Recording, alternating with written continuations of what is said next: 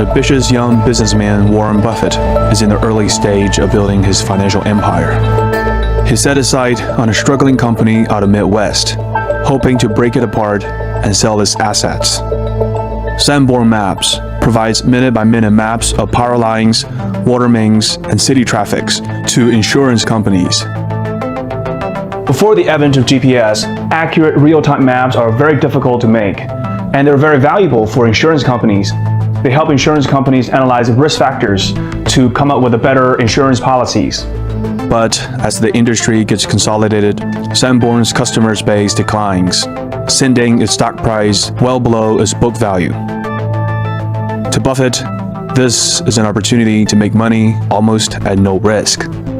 He discovers that a company owns a portfolio of assets that, if liquidated, will generate $65 per share. But there's just one problem. To convince the company to liquidate that portfolio, he will have to gain a board seat. To do that, he will need more capital. And Buffett knows precisely where to raise money.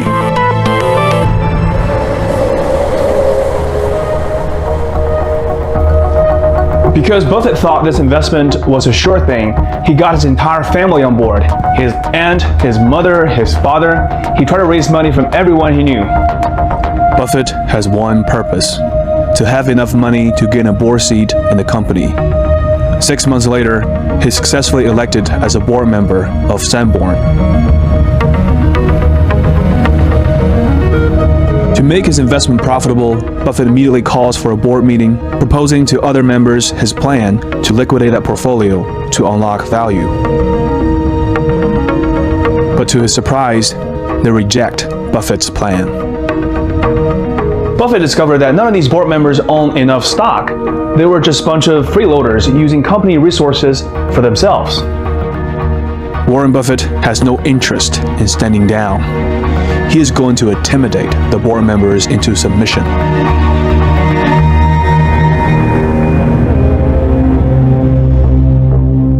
Buffett was taught by his mentor Ben Graham to avoid concentrating too much money on one investment.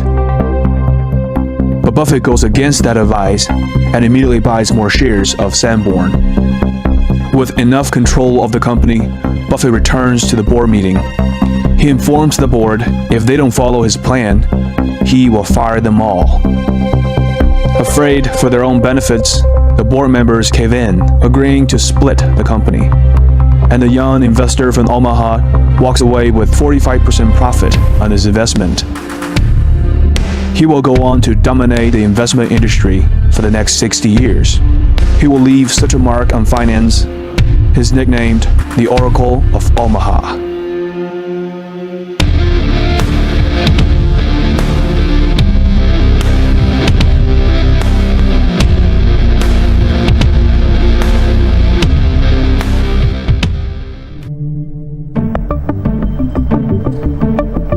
Warren Buffett is born into an affluent family. His grandfather owns a successful grocery store. His father makes a comfortable living as a stockbroker. But when Buffett turns 2, all of that prosperity comes to an end when the country crashes into the Great Depression. It's hard for us to imagine the suffering and the immediacy and the fear and the sense of being out of control, the loss of control over one's life that the Great Depression brought on to so many families. Losing all of his fortunes during the crash, his father, Howard Buffett, struggles to recoup. But he quickly figures out a way to turn the catastrophe into an opportunity. He realizes that since people have lost their fortunes in speculative stocks, he will instead start selling safe stocks, ones that will help his clients protect their capital. Howard Buffett quickly earns a reputation as a prudent stockbroker who can help his clients protect their assets. His honest and principled way of doing business leaves a huge mark on young Warren Buffett. The best gift I was ever given was to have the father that I had when I was born. So, in all ways, he was teaching me. He never taught by telling me things. He just taught by example. He had unlimited confidence in me, even when I screwed up. And that takes you a long, long way. To Warren Buffett, his father is his hero. Warren idolizes Howard Buffett mostly because he can never get any love from his mother. Well, I think we were terrified of her. When I'd wake up in the morning, I'd listen to hear her voice. I could tell by her voice it was going to be a terrible day or not. Warren Buffett's mother has a family history of mental disorders, many of whom were admitted to insane asylums. My mother would have terrific headaches, and you didn't want to be around her when she was having the headaches. And she would lash out more. She would never do it in public. Even when Warren was a young boy, Lila Buffett often verbally abuses Warren Buffett and his sister. You have a parent who's constantly making backhanded comments at you, constantly criticizing you, constantly comparing you with other kids and shaming you. And, that's kind of hard for a child to hear, especially from your parents who are supposed to be your protectors, supposed to be your primary caretakers. That's definitely going to interfere with your beliefs about your world and yourself. His mother's constant verbal assault makes young Warren scared and withdrawn from socializing with other people. He develops the habit of collecting stamps and bottle caps. Buffett, as a young boy, really enjoyed sorting and counting things. I think it's because it gave him a sense of order and predictability. But as Buffett enters his teenage years, his childhood problems send him down a dark path.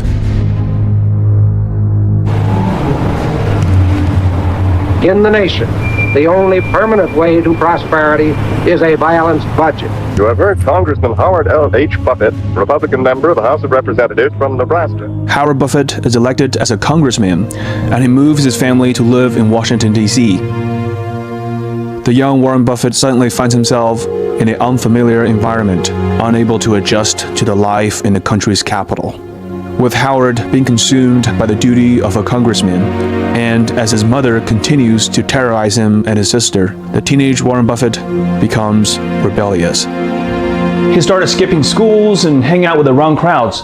He stole stuff like golf balls and was involved in practical pranks and scams.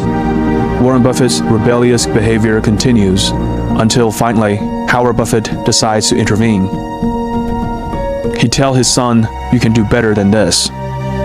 Knowing that his father, the man who means more to him than anyone else in the world, is disappointed, Warren Buffett is devastated.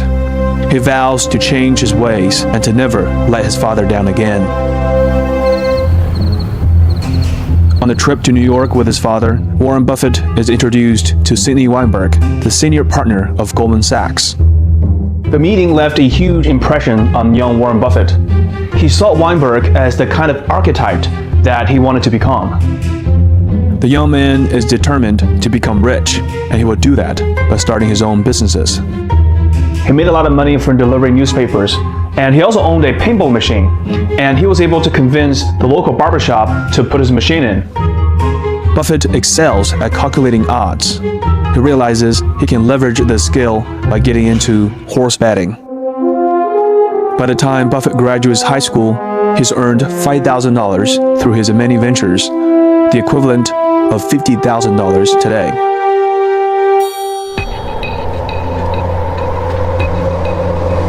While initially planning to skip college, Buffett is persuaded by his father to continue his higher education. Since he graduated top of the class, Buffett is accepted to Wharton School of Business.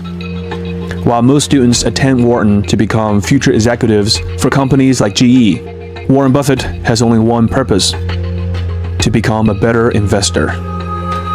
He's delighted to learn that a co-author of his favorite book is teaching at Wharton. The book is called Security Analysis, and the author is David Dodd. The year went by, and I got very good grades in college. I mean, my grades improved as I went along in school, but I didn't feel I was learning that much there. But his attitude changes when David Dodd introduces Buffett to his co-author, a man who would change Buffett's life forever.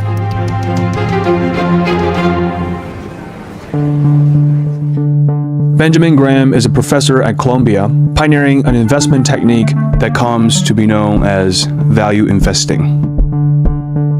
After witnessing the calamity caused by irrational speculation during the Roaring '20s, Graham rethought a better investment strategy, one that could make profits without taking on much risk. Everybody in Wall Street is so smart. that their brilliance offsets each other. And that whatever they know is already reflected in the level of stock prices pretty much, and consequently what happens in the future represents what they don't know. Buffett has been an admirer of Graham long before they meet, and Graham immediately sees the potential in Warren Buffett. There are half a dozen that had a tremendous influence, and certainly Ben Graham influenced me enormously in terms of giving me the investment framework to go forth. I wouldn't be remotely where I am without Ben Graham. After graduating college, Buffett enrolls in Columbia University's MBA program and also begins working for the investment firm that Graham owns. Buffett is hired as a stock analyst. His job is to search for companies that are called cigar butts. Cigar butt approach to investing, which is where you try and find a kind of pathetic company, but it sells so cheap that you think there's one good free puff left in it. And we used to pick up a lot of soggy cigar butts, you know. By working at Graham Newman, Buffett hones his investment skills. But more importantly, his job allows him to search for investment ideas to grow his own money, which by now stands at $19,000, or about $200,000 in today's money. And he soon finds the perfect opportunity.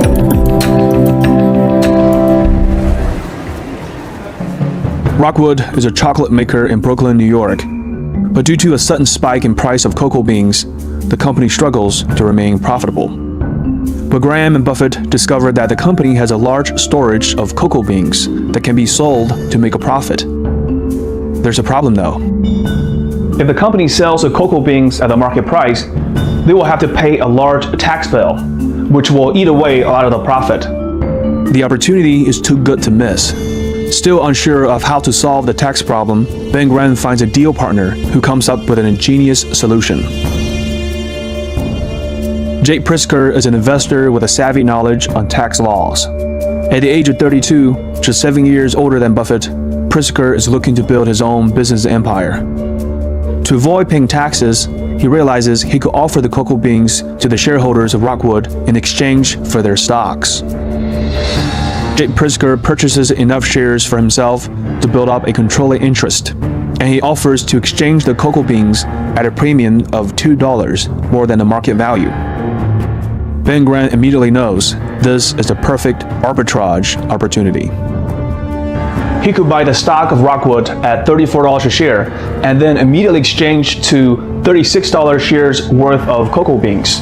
He then will use the futures contract to hedge against any price fluctuations of cocoa beans, which guaranteed about $2 per share of profit at no risk.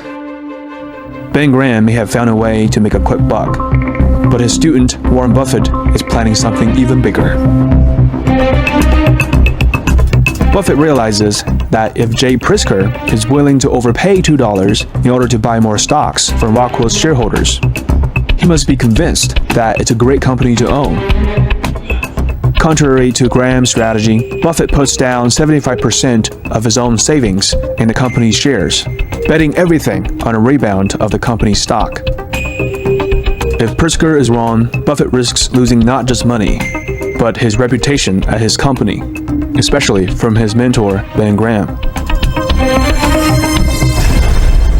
From the ruins of the Great Depression and the savagery of the Second World War, American economy is bouncing back even stronger.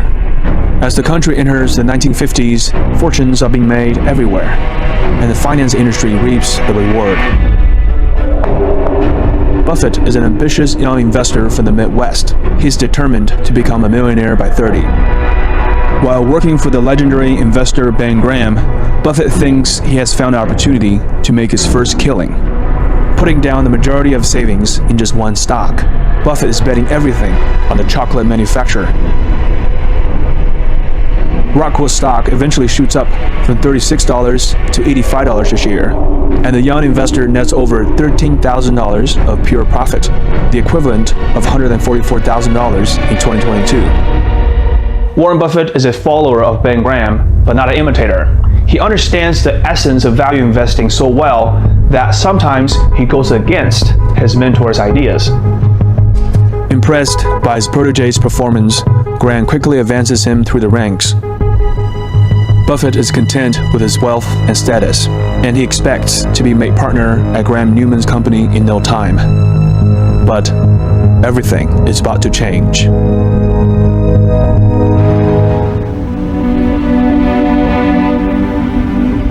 Just when Buffett is ready to be made partner, Ben Graham decides to retire and dissolve his partnership. Ben Graham lost interest in investing because he thought he had enough for the rest of his life. On top of that, he wanted to spend more time on other interests like women and fine arts. To Buffett, this event is a reminder of how much he hates not being in control of his own career. With his credential, he could easily land a lucrative job on Wall Street. But Buffett decides to do the unthinkable. At the age of 26, Buffett leaves New York and goes back to his hometown, Omaha, to start his own shop. Months after I came back, some members of the family said, "What should we do with our money?" And I said, "Well, I'm not going back in the business of selling stocks, but if you would like to join me in a partnership," I said, "I'll be glad to do it." So within a couple of months after coming back, I set up the first partnership. With the help of Graham, Buffett is introduced to many wealthy investors who entrust their money to his new investment partnerships. With enough funding for his new company, all he needs to do now is find a big idea.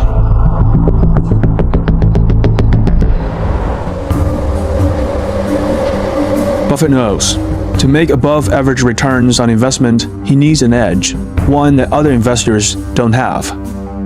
At that period of time, Buffett loved the pink sheets, which contain companies traded away from the stock exchange, often at a very low price. To be fair, a lot of those companies are scams.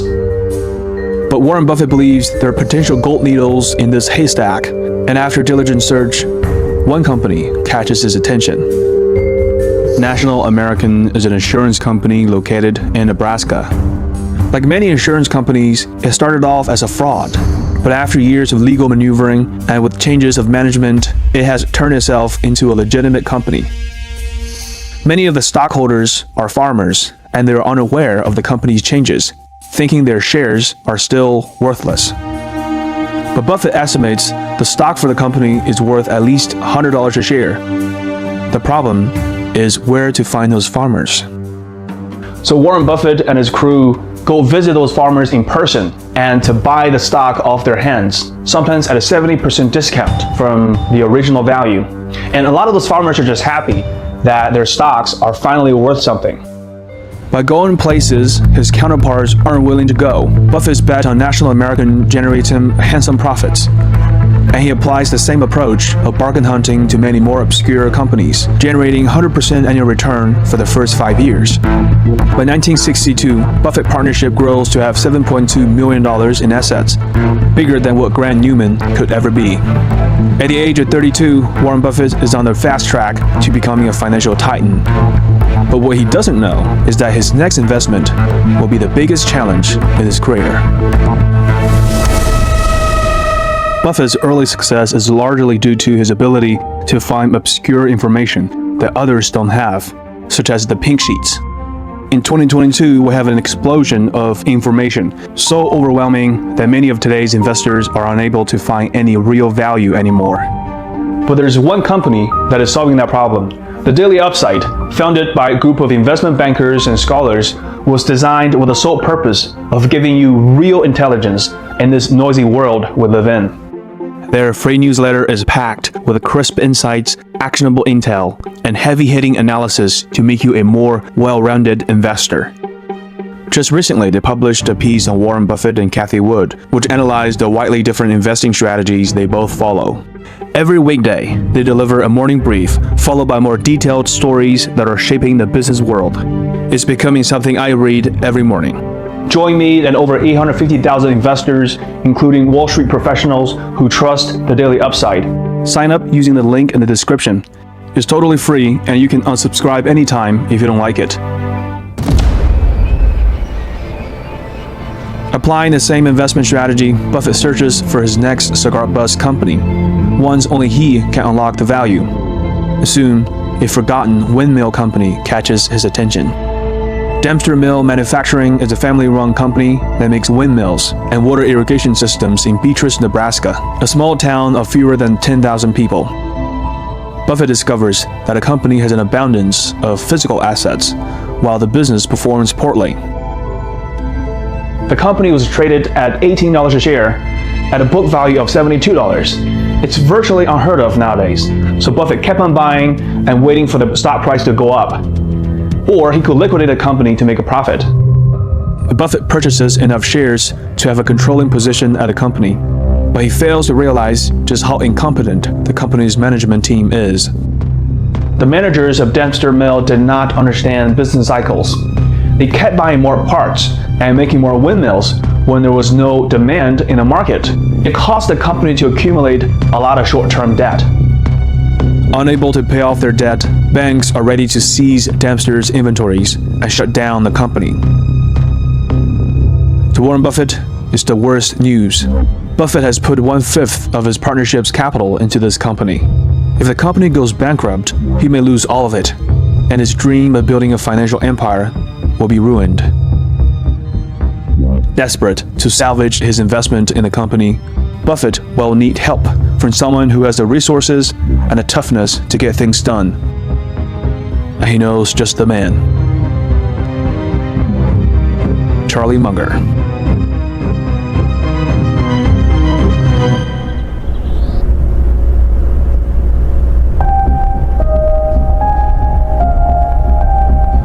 Munger is a prominent lawyer in California and a budding investor who dreams of achieving financial success. He bought a windmill company, a little town in Nebraska. And Warren didn't know anything about running a windmill company. He bought it because it was cheap.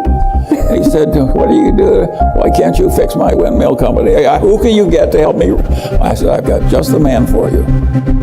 After assessing the situation, Munger realizes the windmill company is broken. To turn it around, Munger brings on a colleague of his to replace the chief executive of the Dempster Mill.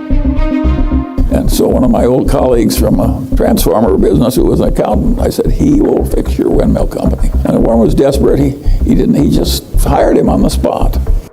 They fired hundreds of workers, sold off equipment, and closed 5 branches, not only to have enough money to pay the bank obligations, but also to survive as a business.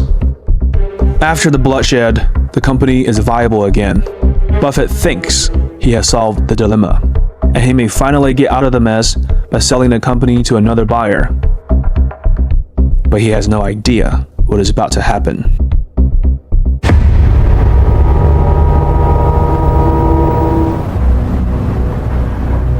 Buffett may have saved the company from bankruptcy, but in return, he has disrupted the lives of thousands of working-class people in a small town of Beatrice. Many take to the street to protest. The news that Buffett is selling the business to another corporate raider causes massive outrage. In the eyes of the folks at Beatrice, Buffett is nothing but a ruthless liquidator who only cares about making a quick buck for himself. Together, the people of Beatrice start a fundraising campaign and put out $3 million of their own money and buy Dempster Mill back from Warren Buffett. The company is once again back in the hands of the local people. What Buffett did to Dempster Mill is known today as activist investing, but at the time it had a different name, corporate raiding. What bothered Buffett a lot was that he never had any yield intentions, and people should be thankful that he saved the company. Even in defeat, Warren Buffett nets $2 million profit from this investment. To his investors, Warren Buffett seems like a maverick. But to Buffett, he needs to find a way to repair his reputation. His next investment will present an opportunity to do just that.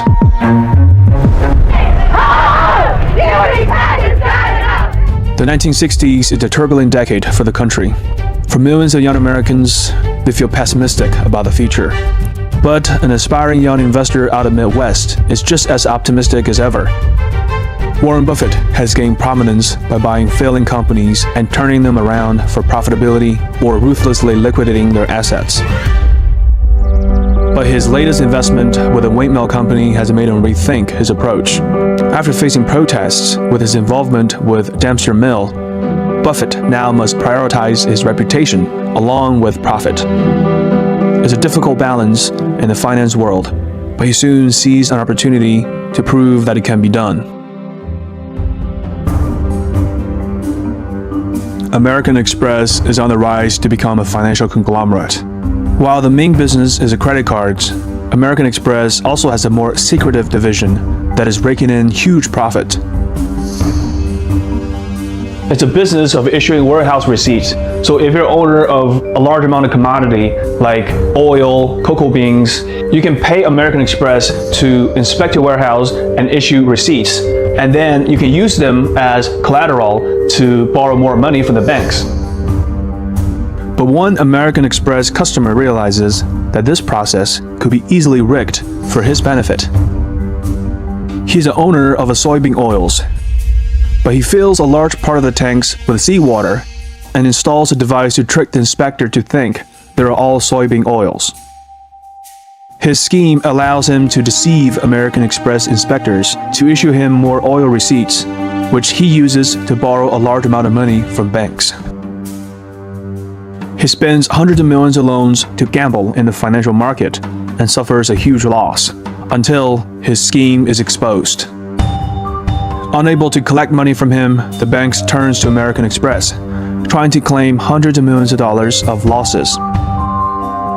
His share price is cut in half as investors run scared. The future of the company now hangs in the balance. Former partners of Anthony DeAngelis, the key figure in the multi-million-dollar food oil swindle, were given federal prison sentences today. They were charged with conspiring with DeAngelis to defraud American Express warehousing of $15 million with fraudulent receipts. While American Express suffers one of the worst crises in its history, Warren Buffett seized opportunity to invest and a chance to remake his reputation. Buffett saw American Express as a very well-run company, and the market over-exaggerated this little setback. He purchases $1 million worth of shares, expecting the company to rebound in the future. But banks who lost money for the scam are demanding American Express to pay up. Legally, American Express could take it to court and argue that they don't have to pay because they are just as much a victim as the banks. The president of the company, Howard Clark, plans to pay banks $60 million as a settlement. But many shareholders of American Express think it's too expensive and the company should fight it out in the court. Warren Buffett is not forced to make a stand. He decides to support Howard Clark's plan to pay $60 million to the banks that lost money. He believes that while it comes at a huge short-term cost to the company, by paying the settlement, American Express strengthens its brand for the long term as a trustworthy company that can be accounted on. Buffett goes on to win the argument, and American Express stock bounces back, making Buffett $3.5 million in profit. Buffett's partnership keeps growing as he keeps finding bargain companies to invest.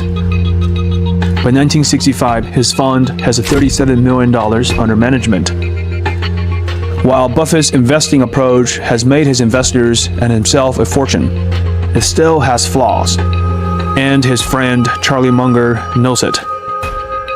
Well, it was perfectly obvious, and he'd made so much money in the other technique that it was hard for him to leave something that had worked so well. But it was not going to scale. Buffett has made his investment success by going against the crowd. He isn't about to change his ways. And now, his stubborn persistence is about to get him in trouble yet again as he begins to target another struggling company, Berkshire Hathaway.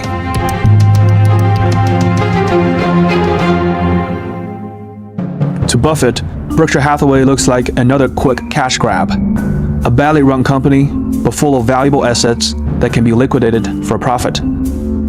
I bought the first shares of Berkshire in 1962, and it was a northern textile business destined to become extinct eventually. And it was a statistically cheap stock in a terrible business. Berkshire Hathaway was closing mills, and as they closed mills, it would free up some capital, and then they would repurchase shares.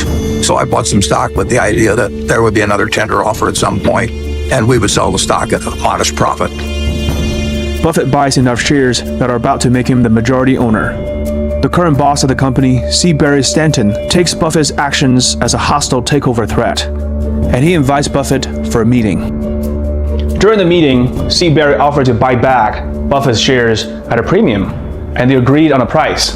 But C. Barry quickly goes back on his words, and it turns out the meeting was just a setup to gauge Buffett's intentions. Warren Buffett is furious. If he weren't going to take over the company before, he's certainly going to now. His emotion gets the better of him as Buffett is about to start a war to take over a company that's worth essentially nothing.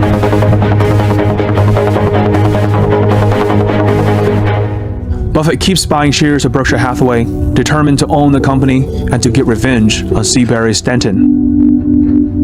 Buffett wins the fight, and Berkshire Hathaway is now under his control. But it quickly turns into a hollow victory. The company is broken.